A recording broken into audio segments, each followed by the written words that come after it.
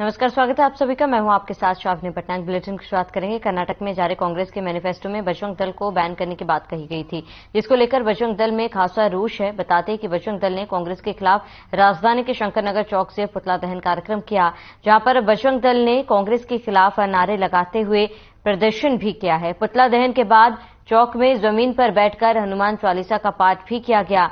वहीं इसी कड़ी में बजरंग दल के पदाधिकारी रवि वाधवानी और बीजेपी के वरिष्ठ नेता राजीव अग्रवाल से हमारे ब्यूरो चित्रा पटेल ने खास बातचीत की। आज प्रदर्शन कर रहे हैं कांग्रेस के खिलाफ। हमारे साथ मौजूद है रवि वाधवानी। आप लोग आज बड़ा प्रदर्शन कर रहे हो, क्या मामला? देखिए, कर्नाटक में जो कांग्रेस पार्टी द्वारा जो मूर्खतापूर्ण बयान दिया गया है कि पीएफआई जो आतंकवादी संगठन है, जो एक हत्यारा संगठन है, उसकी तुलना बजरंग दल से की है, उसके विरोध में आज पूरे छत्तीसगढ़ पूरे देश भर में कांग्रेस का विरोध हो रहा है। और उसके लिए सिर्फ बजरंग दल नहीं, हिंदू समाज जो है वो रोड पे उतरा है और हिंदू समाज की सुरक्षा और धर्मांतरण, गौ तस्करी और ऐसे बहुत सारे जो मुद्दे हैं उसको उठाने वाले बजरंग दल को बैन करने के लिए समाज में आक्रोश है। इसके लिए आज विरोध है। मुख्यमंत्री का कहना है, वो बोल रहे हैं कि देखिए, उनकी नजर में जिस तरीके से रायपुर पूरे छत्तीसगढ़ में धर्मांतरण का खेल चल रहा है और उसको लगातार बजरंग दल रोक रहा है और वो एक विशेष समुदाय को खुश करने के लिए ऐसे उलूल जुलूल बयान जो देते हैं, उसी के लिए ही है कि आज बजरंग दल जो काम कर रहे हैं कहीं न कहीं उनकी आंखों में चुभ रहा है और इसीलिए उनको ये गुंडे दिख रहे हैं। हम अभी चर्चा कर रहे थे बजरंग दल के संयोजक हैं उन्होंने कहा कि गौ तस्करी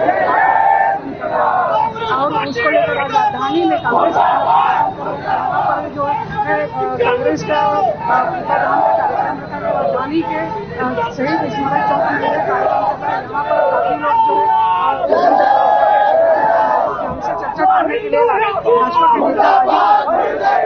भाजपा के नेता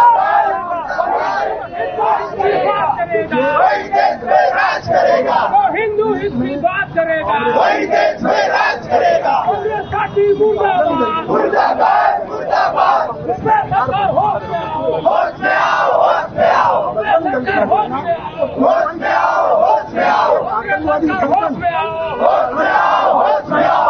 हिंदू हिंद की बात करेगा, वही देश में राज करेगा। देश की बात करते हैं, भारत की बात करते हैं। अगर उनको ये नहीं मालूम है आपको काल्पनिक कहा था, आपको बजरंग दल को कोरोना काट दिया, जनता को समाप्त किया, जनता को ध्वस्त किया। कांग्रेस को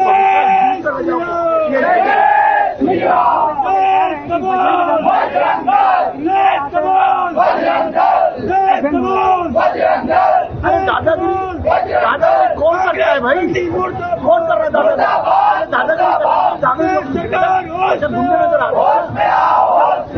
आना चाहिए उनसे चाकूबाजी कर रहे हैं, दिन दहाड़े बलात्कार कर रहे हैं छोटे छोटे बच्चों से, उनका अपना बैंड लगा ना कि बजरंग दल। चर्चा करते हैं भारतीय जनता पार्टी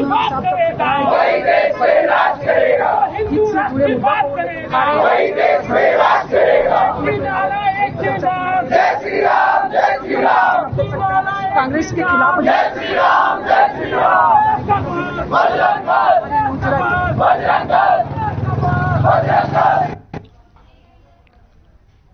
खबर रायपुर से, जहां कालीबाड़ी चौक के पास हनुमान मंदिर के सामने कांग्रेसी नेता हनुमान चालीसा का अनुष्ठान हवन पूजन किया।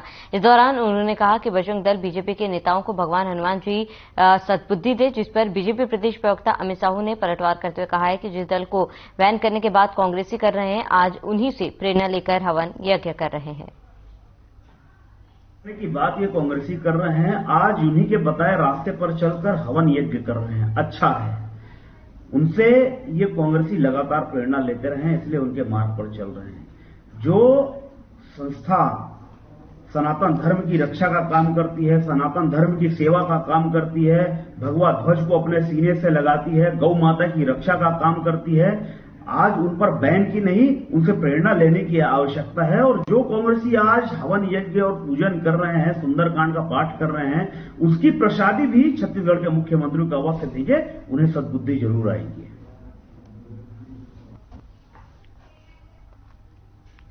विश्व हिंदू परिषद के नेता प्रवीण तोगड़िया ने कांग्रेस की तारीफ की, जिस पर रायपुर से सांसद सुनील सोनी का बयान सामने आया। उन्होंने कहा है कि उनका व्यक्तिगत मामला है और कांग्रेस पार्टी और उनकी सरकार जिस तरह से योजनाओं को लेकर छत्तीसगढ़ के अंदर एक भ्रष्ट राष्ट्र का माध्यम बना रही है। सुनील सोनी ने कहा है कि उनके अंदर ईमानदारी नहीं है, बेईमानी का रास्ता तय कर रहे हैं। इसका बीजेपी ने हमेशा विरोध किया है।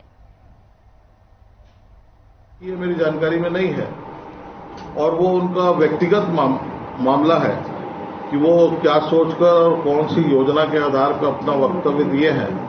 लेकिन कांग्रेस पार्टी और उसकी सरकार जिस प्रकार से योजनाओं को लाके छत्तीसगढ़ के अंदर में और उसको एक भ्रष्ट रास्ते का एक माध्यम बना रही है, ये दुखद है। योजना का नाम अच्छा हो सकता है लेकिन उसके कृत्य अच्छे नहीं है, इस बात का हम विरोध करते हैं।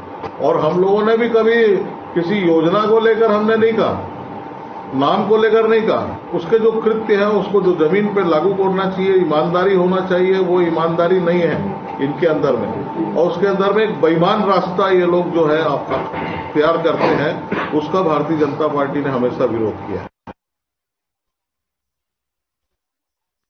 विश्व प्रेस स्वतंत्रता दिवस के अवसर पर भारतीय राष्ट्रीय पत्रकार महासंघ की प्रदेश इकाई ने बैठक की। बैठक प्रदेश अध्यक्ष पुरुषोत्तम मिश्रा की अध्यक्षता में आयोजित की गई थी, जिसमें वरिष्ठ साहित्यकार तुलसी साहित्य अकादमी मध्य प्रदेश के अध्यक्ष डॉक्टर मोहन तिवारी आनंद बतौर मुख्य अतिथि के रूप में उपस्थित रहे। बैठक में भारतीय राष्ट्रीय पत्रकार महासंघ युवा प्रकोष्ठ मध्य प्रदेश के प्रदेश अध्यक्ष पंडित सचिव सूर्या ने प्रांतीय उपाध्यक्ष संजय तिवारी की सहमति से मध्य प्रदेश युवा प्रकोष्ठ के पदाधिकारियों की घोषणा की थी।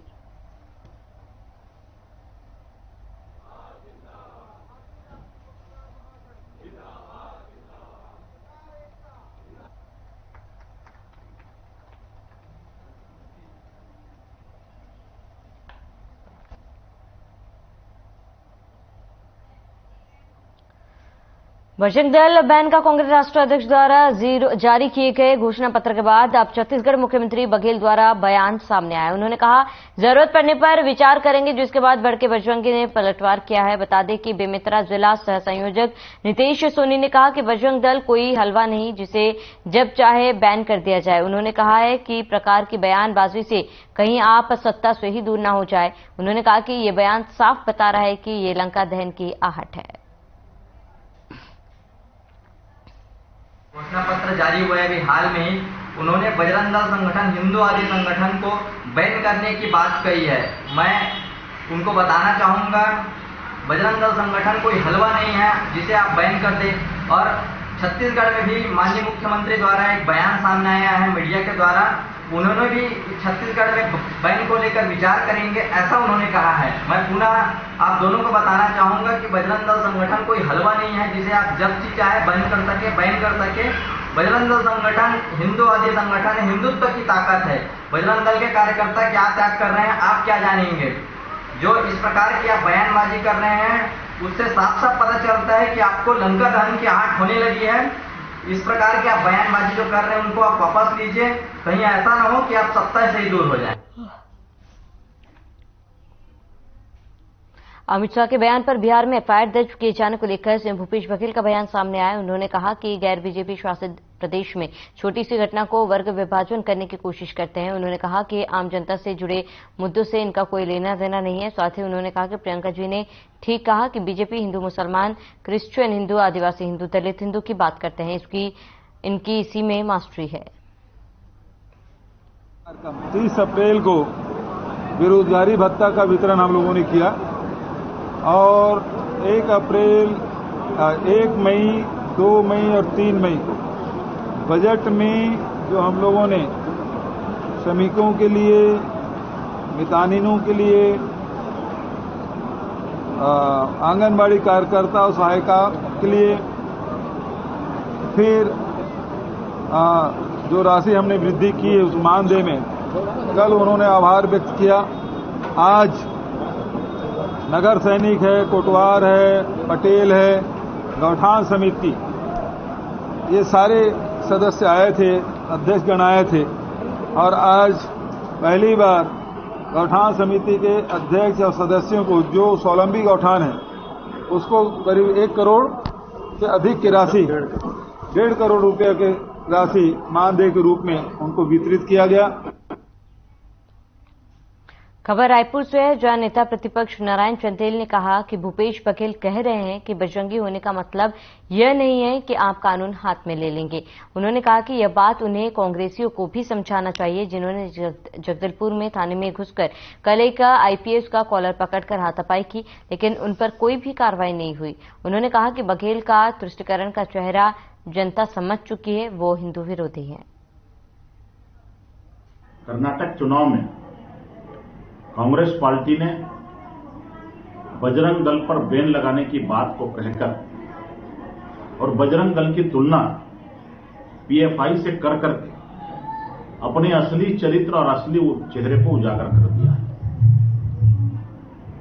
छत्तीसगढ़ के मुख्यमंत्री श्री भूपेश बघेल जी ने छत्तीसगढ़ में बजरंगियों पर कार्रवाई करने की बात कही और उन्होंने कहा कि हम उनको ठीक कर देंगे। ये इस प्रदेश में मुख्यमंत्री का और कांग्रेस के ओरिजिनल चेहरे को स्पष्ट करता है। कांग्रेस की इस प्रदेश में दोहरा मापदंड है। कल जगदलपुर में एक आईपीएस अधिकारी को थाने में घुसकर कांग्रेसियों ने उनके साथ हाथापाई की, दुर्व्यवहार किया, लेकिन आज तक उन कांग्रेसियों के ऊपर कोई कार्रवाई नहीं हुई।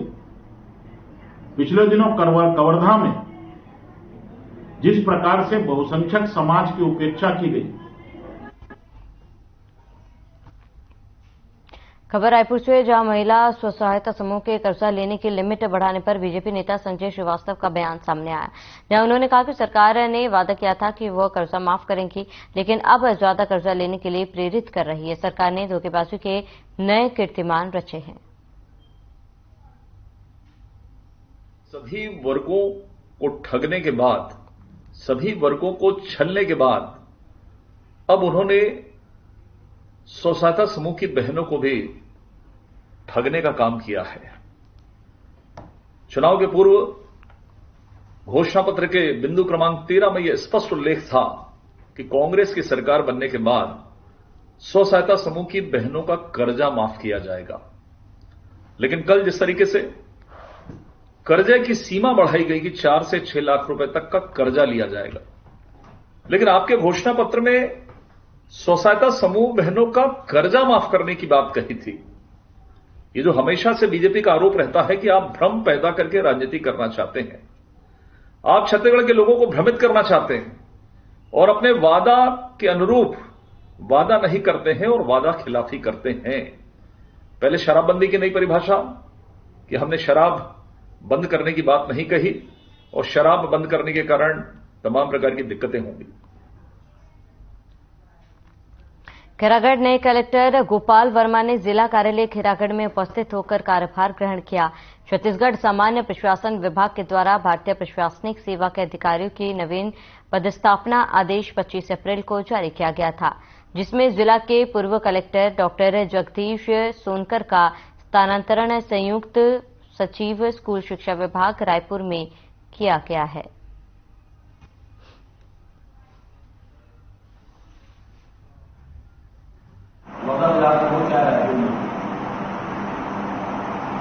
पत्रकारों को जरूर था, ये सही फीडबैक पत्रकारों से मिलता है।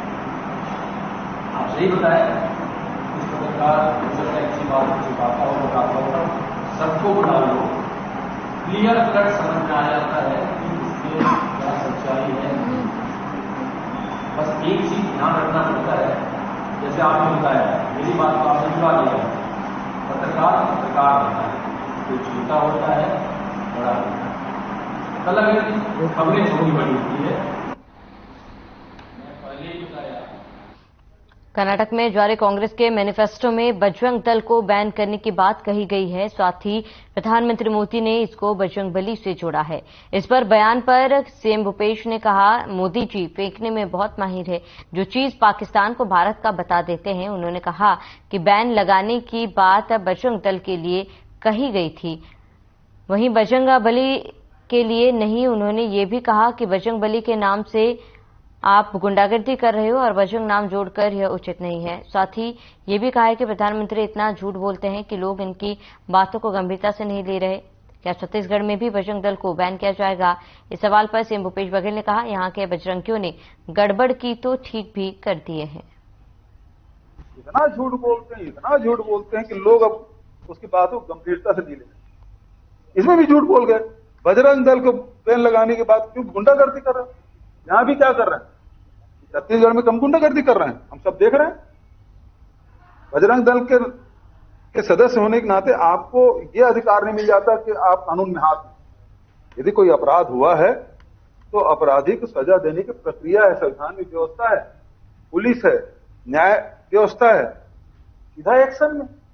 तो बजरंग दल के सदस्य होने के नाते आप कानून सीधा हाथ में ले लेंगे।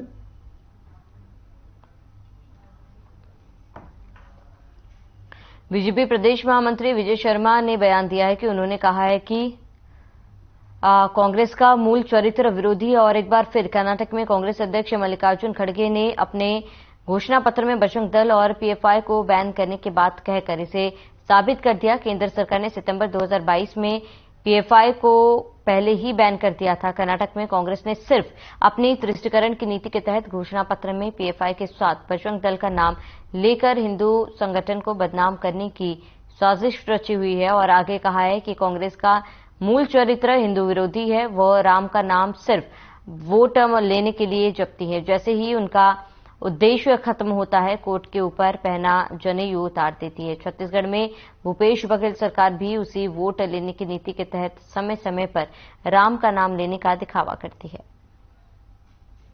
कर्नाटक के चुनाव के लिए कांग्रेस ने घोषणा पत्र जारी किया है और मल्लिकार्जुन खड़गे जी ने फिर से यह कहा है कि पीएफआई और बजरंग दल पर बैन करेंगे। PFI popular front of India 28 सितंबर 2022 से ministry of home affairs India government के द्वारा 5 वर्षों के लिए अनलॉफुल एक्टिविटीज प्रिवेंशन एक्ट के अंतर्गत बैन किया हुआ है। जो संस्था बैन है उस पर बैन करने की बात कह रहे हैं, मतलब परोक्ष रूप से ये कह रहे हैं कि जब कोई कहेगा कि बजरंग दल पर बैन नहीं करिए तो ये कहा जाएगा कि फिर हम पीएफआई पर भी बैन हटाएंगे। दोनों बात एक है। भैया, बजरंग दल और पीएफआई का अंतर इनको समझना पड़ेगा। नहीं समझ रहे हैं तो इसलिए नहीं समझ रहे हैं कि ये फिर से वही तुष्टीकरण की राजनीति का अपना एजेंडा आगे बढ़ा रहे हैं। तो बैकुंठपुर के देवराहा बाबा समिति की तरफ से प्रेमबाग के मंदिर परिसर में 2 मई से 8 मई तक रामकथा का आयोजन किया जाएगा, जिसमें कथावाचक चित्रकूट धाम से स्वामी श्री राम स्वरूपाचार्य जी और प्रयागराज से साध्वी अमृतानंदमयी जी का आगमन बैकुंठपुर में हुआ, जिनका समिति और नगरवासियों के द्वारा स्वागत किया गया। रामकथा की शुरुआत विशाल कलश यात्रा से की गई, जिसमें भारी संख्या में श्रद्धालु शामिल हुए। वहीं देवराहा बाबा समिति के अध्यक्ष श्री शैलेश शिवहरे जी ने सभी नगरवासियों को 2 मई से 8 मई तक होने वाले रामकथा के शामिल होने का आह्वान किया।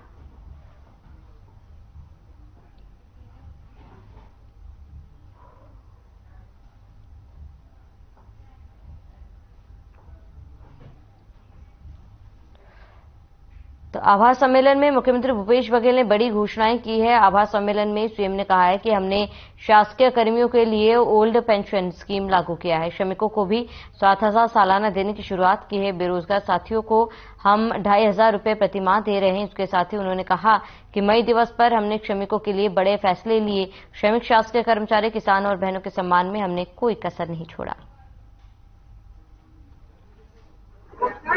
महिला बाल विकास विभाग और स्वास्थ्य विभाग दोनों के हमारे आंगनबाड़ी कार्यकर्ता, सहायिका और मितानिनों का आज आभार सम्मेलन था और हजारों के तादाद में हमारी बहनें यहाँ उपस्थित रहीं, क्योंकि बजट में जो पहले पिछली सरकार में केवल 5,000 रुपया मिलता था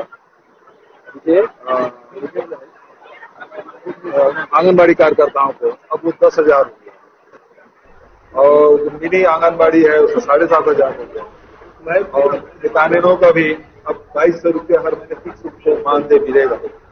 इससे जो हमारे स्वास्थ्य के क्षेत्र में, शिक्षा के क्षेत्र में, बच्चों के जो कुपोषण है उससे लड़ाई करने में जो सहयोग हमारे कार्यकर्ता और मितानिनों को रहा, और कोरोना के समय में उसका अद्भुत योगदान रहा है, उसे कभी भुलाया नहीं जा सकता।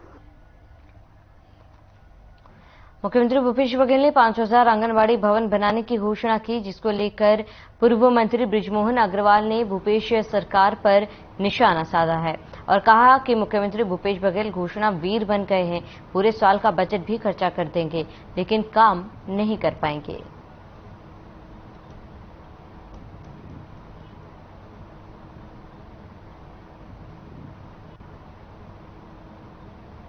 खाली घोषणा कर रहे हैं मुख्यमंत्री जी, अभी तक जितनी घोषणा कर चुके हैं, अगर पूरे इस साल का बजट भी खर्च कर देंगे तो वो काम नहीं हो पाएगा। क्या अगले 6 महीनों में अब ये घोषणावीर मुख्यमंत्री हो गए और जनता इसको समझ रही है कि अब इनके जाने का चला चली की बेला है, तो चला चली की बेला में घोषणावीर बन रहे हैं, वो एक भी काम को पूरा नहीं कर पाएंगे। सभी लोगों को, चाहे समाज हो, चाहे नौजवान हो, चाहे बुजुर्ग हो, चाहे फिर हमारे किसान हो, सबके साथ में अगर छलावा कोई कर रहा है तो मुख्यमंत्री भूपेश बघेल कर रहे हैं। रेरा के नवनियुक्त अध्यक्ष संजय शुक्ला ने पदभार संभालने के साथ ही मामले पर जानकारी देते हुए बताया कि रेरा का गठन हुए 5 साल हो चुके हैं। रेरा को अभी प्रचार प्रसार की आवश्यकता है और इसमें मीडिया का बहुत बड़ा रोल है। अवैध कॉलोनियों में अवैध प्लॉटिंग हो रही है, वहीं नगरीय निकाय, नगर निगम, नगर पालिका उनके द्वारा कार्रवाई करने का प्रावधान है और जिसमें सीएमओ द्वारा नियम के अनुसार कार्रवाई की जानी चाहिए। वो किस कारण से हुआ है और ये लगभग 5 साल पूर्ण हो चुके हैं। मैंने तथा हमारे सदस्य हैं, नए सदस्य दिवांगन जी ने कल ही प्रभार ग्रहण किया है। बहुत सारे न्यूज चैनल और प्रेस और सोशल मीडिया के हमारे जो मित्रगण हैं वो चाह रहे थे कि हम अलग अलग सबसे मिलके करें, क्योंकि संभव नहीं है कि इतने सारे लोगों के साथ में हम अलग अलग बातचीत कर पाएं। इसलिए मैंने सोचा कि एक ऐसा तरीका है जिसमें सभी एक साथ हम उससे बात कर सकें, सो दैट हम जल्दी से अपना काम शुरू कर सकें। नगर पंचायत पार्षद दल ने छुरिया में बंद का आह्वान किया था, जिसका असर नगर में बंद के रूप स्पष्ट दिखाई दिया था।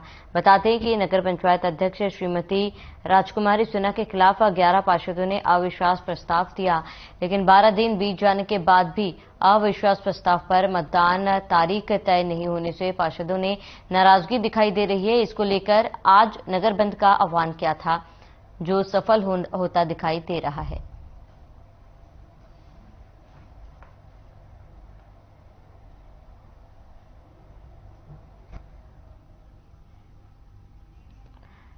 छिंदवाड़ा भाजपा जिला महिला मोर्चा अध्यक्ष ने लगाए पूर्व सीएम पर गंभीर आरोप।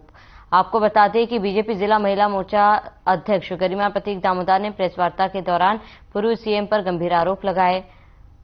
उन्होंने कहा है कि कमलनाथ नारी सम्मान यात्रा करने जा रहे हैं, लेकिन इतने वर्षों के बाद ही उन्हें नारी सम्मान की याद क्यों आई। हर वर्ष जब चुनाव आता है तभी उसे महिला सम्मान की याद आती है। उन्होंने कहा है कि कमलनाथ पूर्व में भी महिलाओं के लिए कई वादे कर चुके हैं और उन्हें पूरा नहीं किया, और अब तक सीएम शिवराज सिंह हमारे लिए घोषणा कर रहे हैं, तब उन्हें नारी सम्मान की याद आ रही है।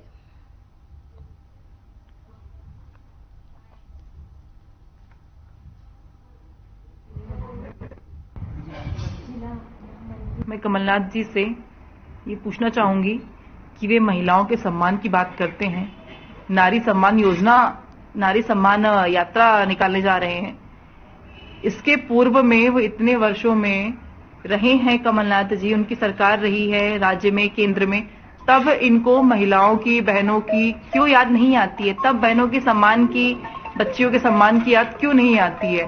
हर वर्ष चुनाव आते ही वे ऐसी घोषणाएं करने लगते हैं जिन योजनाओं का कोई अर्थ नहीं होता है। वे अपनी योजनाओं को सिर्फ और सिर्फ चुनाव में वोट पाने के लिए ही क्यों उपयोग करते हैं? और चलिए इसी के साथ इस बुलेटिन में फिलहाल में इतना ही। देश और प्रदेश की तमाम बड़ी खबरों के लिए बने रहे हमारे साथ।